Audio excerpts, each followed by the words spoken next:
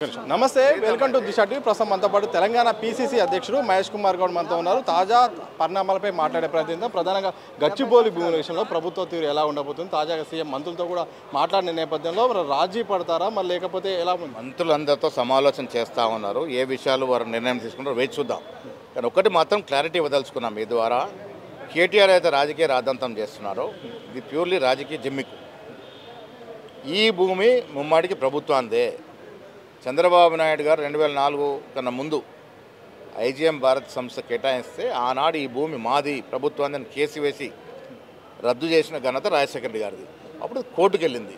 Court ఇవాళ తేల్చింది ప్రభుత్వ భూమి అని. ఈ భూమి ఎప్పుడైతే ప్రభుత్వం కేటాయించినారో ఎస్సీ నుండి, దీనికి బదులుగా భూమి వేరే భూమి ఎస్సీకి ఇవ్వడం జరిగింది. ఆనాడు ఉన్న రిజిస్ట్రారు నరసింహులు గారు సంతకాలు పెట్టారు భూ బదలాయింపుకి. భూ బదలాయింపు వల్ల వారికి రావాల్సిన భూమి వారికి వచ్చింది, ఇది ప్రభుత్వానికి వచ్చింది. ఇవాళ ప్రభుత్వ భూమి ప్రభుత్వం తీసుకుంటే నొప్పేంటి?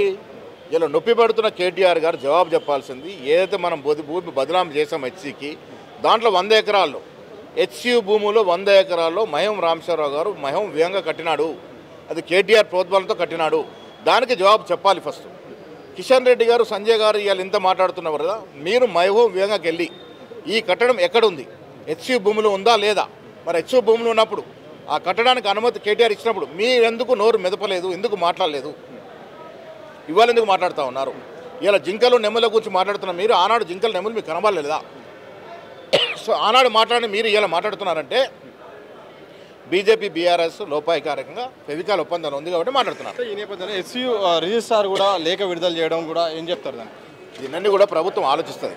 ప్రభుత్వం మినిస్టర్తో మీటింగ్ జరుగుతూ ఉంది.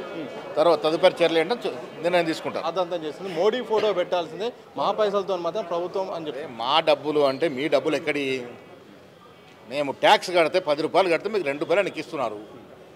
ఆ 2 రూపాయలు కొంత బియ్యానికి ఇస్తున్నారేమో. కానీ ఎంత ట్యాక్స్ కడితే మాకు అంత రావట్లేదు కదా. మరి ఇవాళ మా డబ్బులు ఎట్లా మాడతారు మీరు? సన్న బియ్యాలు కొన్న చరిత్ర కాంగ్రెస్ పార్టీది.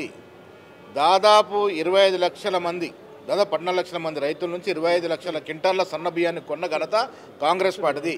సన్న బియ్యం 25 లక్షల నుంచి 40 లక్షల టన్నులకు ఎందుకు పోయింది? సన్న బియ్యాలకి క్వింటాల్కి 500 బోనస్ ఇచ్చాం కాబట్టి పోయింది. సన్న బియ్యం పండించింది మేమే, కొన్నది మేమే, రేపు ప్రజలకు ఇస్తుంది మేమే. మంత్రివర్గ విస్తరణ ఎప్పుడు నుంచి ఒక్క మాట చెప్పండి. విస్తరణ ఎట్లా ఏం లేదు, నిర్ణయం లేదు, అది ఏఎస్ ప్రకటిస్తుంది.